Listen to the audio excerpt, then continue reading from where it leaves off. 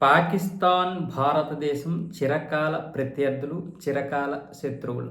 ఎప్పటికీ కూడా కలిసే ప్రసక్తి లేనటువంటి ఈ రెండు దేశాలకి ఏ విషయంలో కూడా పోటీ వచ్చింది అంటే అది ప్రపంచవ్యాప్తంగా ఉత్కంఠభరితంగా ఉంటుంది.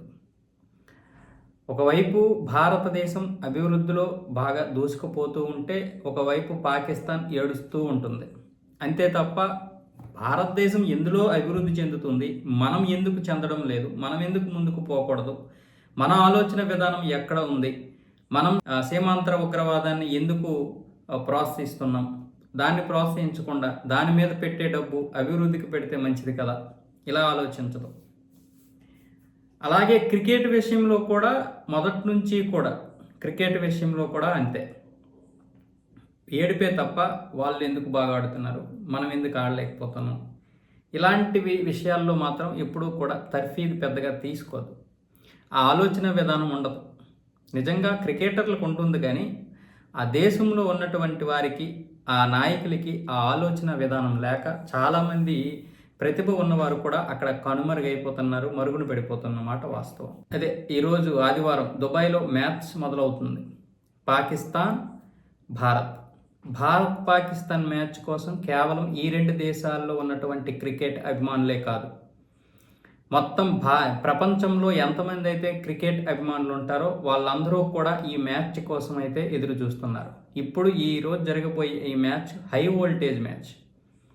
ఈ హై వోల్టేజ్ మ్యాచ్ ఇప్పుడు ఇరు వర్గాలకి కూడా, ఇటు భారతదేశానికి అటు పాకిస్తాన్కి చాలా కీలకమైనటువంటి మ్యాచ్.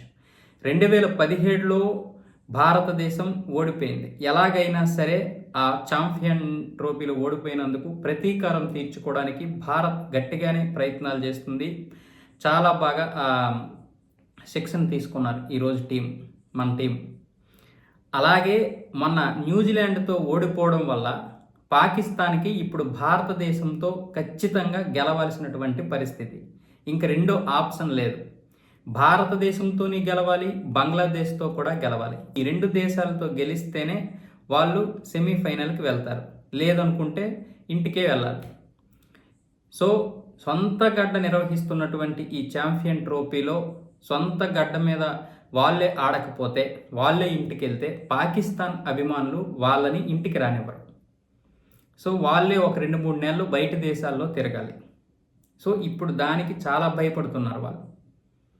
ఎలాగైనా సరే భారత్ని మట్టి కరిపించాలని పాకిస్తాన్, ఎలాగైనా సరే పాకిస్తాన్ని మట్టి కరిపించి 2017లో జరిగినటువంటి పరిస్థితులకి మళ్ళీ మనం ప్రతీకారం తీర్చుకోవాలని భారత్.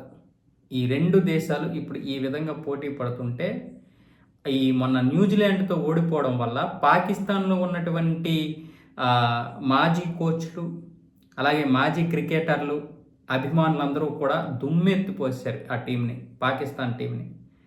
దాంతోపాటు పాకిస్తాన్కి ఆడే అర్హత కూడా లేదంటూ కొంతమంది మాజీ క్రికెటర్లు, మాజీ కోచ్లు కూడా విమర్శించడం జరిగింది. దానివల్ల కూడా వీళ్ళని మానసికంగా కృంగదీశారు ఇప్పుడు. దీంతో పాటు మొన్న న్యూజిలాండ్లో ఓపెనర్గా దిగినటువంటి ఫఖర్ జమాన్కి కాలికి గాయమైంది. అతడు తప్పుకోవడం వల్ల కూడా పాకిస్తాన్ చాలా ప్రమాదంలో పడ్డది. ఆ రోజే పాకిస్తాన్ ప్రమాదంలో పడ్డాదని అనుకున్నారు. ఆ వాస్తవంగా నిజానికి అది అలాగే జరిగింది. న్యూజిలాండ్తో ఓడిపోయింది.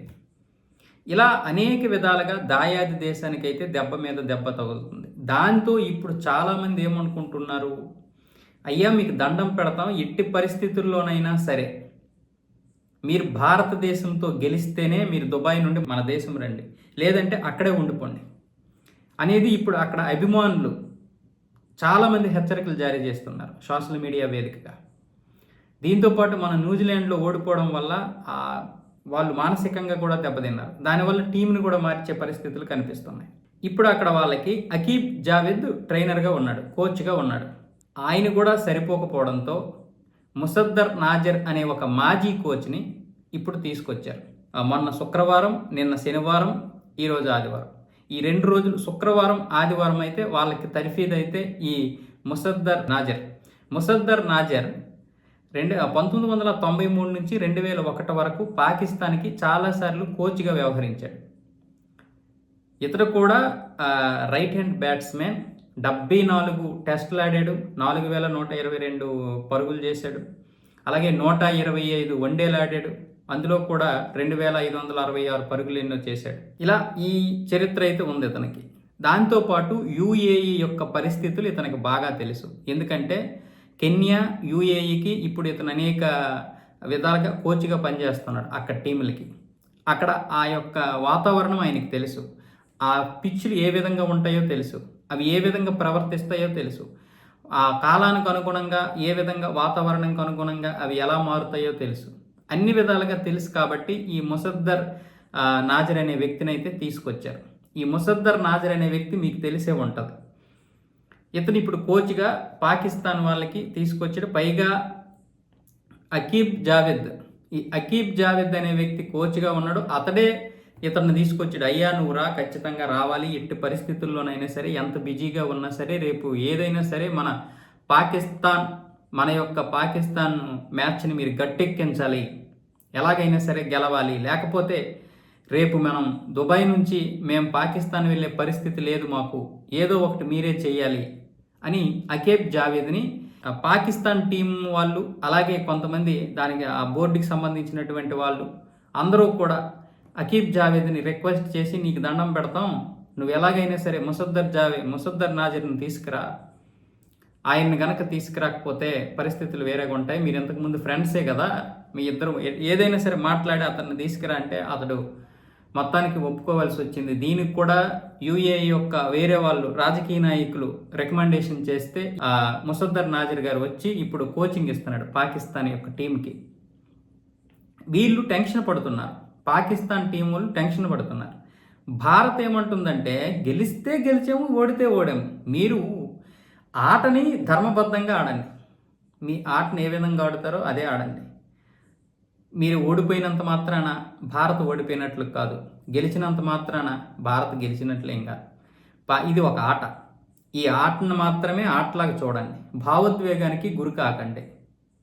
ఒకవేళ మన దేశంలో ఇప్పుడిప్పుడే అభిమానులు మారుతున్నారు, అర్థం చేసుకుంటున్నారు, బాధపడితే బాధపడచ్చు.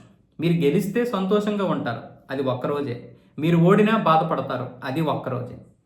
కాబట్టి దీని గురించి మీరు పెద్దగా టెన్షన్ పడాల్సిన అవసరం ఏమీ లేదు అని ఇక్కడ మన వాళ్ళందరూ కూడా వాళ్ళకి చెబుతున్నారు. బోర్డు సభ్యులు కావచ్చు, అభిమానులు కావచ్చు, కొంతమంది అభిమానులు కావచ్చు. కానీ గెలవడం కోసం అయితే తీవ్ర ప్రయత్నాలు చేయమంటున్నారు. అభిమానుల నుంచి అయితే తీవ్ర ఒత్తిడి కూడా ఉంది మన వాళ్ళకు కూడా. కాకపోతే పాకిస్తాన్ లాగా ఇది చావో రేవో కాదు, పాకిస్తాన్కి ఇది చావో రేవో. ఇది గనక ఓడిపోతే రేపు బంగ్లాదేశ్ తోటి గెలవాలి, భారతదేశంతో గెలవాలి. ఇది గనక గెలవకపోతే వీళ్ళు ఇప్పుడు పాకిస్తాన్ వెళ్ళలేనటువంటి పరిస్థితి. పైగా ఛాంపియన్షిప్లో ఈ పాకిస్తాన్ టీమే లేకపోతే ఎంత అవమానం, అది పెద్ద సమస్య ఇప్పుడు. కాబట్టి ఎలాగైనా సరే మీ అందరికీ దండం పెడతాం, ఎలాగైనా సరే అయ్యా మీరు ఈ టీంని గెలిపించాలని ఇప్పుడు పాకిస్తాన్ చాలా పెద్ద పెద్ద ఈ కోచ్లు ఉంటారు కదా, ఈ కోచ్లు వీళ్ళని అందరినీ రిక్వెస్ట్ చేసి తీసుకొచ్చి పెడుతుంది, ఇంకా ఎక్కువ ఒత్తిడి తీసుకొస్తుంది వాళ్ళ నుంచి. కాబట్టి ఈ చావో రేవో, ఈ హై వోల్టేజ్ ఈరోజు జరుగుతున్నటువంటి మ్యాచ్లో ఎవరు గెలుస్తారు ఎవరు ఓడతారు పక్కన పెడితే, ఒకవేళ ఏదైనా సరే దాన్ని మానసికంగా తీసుకోండి, రెండు విధాలుగా తీసుకోండి, పాజిటివ్గా తీసుకోండి. జరిగింది ఏదైనా సరే మీరు మానసికంగా ఇబ్బంది పడిపోకండి, ఏదో పెద్ద పెద్ద నిర్ణయాలు తీసుకోకండి. నిర్ణయాలు అంటే మరి టీమిండియాని బాగా తిట్టేయడమనో లేదా టీవీలు పగలగొట్టేయడమో ఇలాంటివి ఏమీ చేయకండి. Take it easy, that's it. This is only A game, this is not a life. కాబట్టి మీరు దయచేసి ఎటువంటి భావోద్వేగానికి గురైపోయి ఇదేం చేసుకోకండి, ఎవరిని తిట్టకండి, మీరు భావోద్వేగానికి గురవ్వకండి.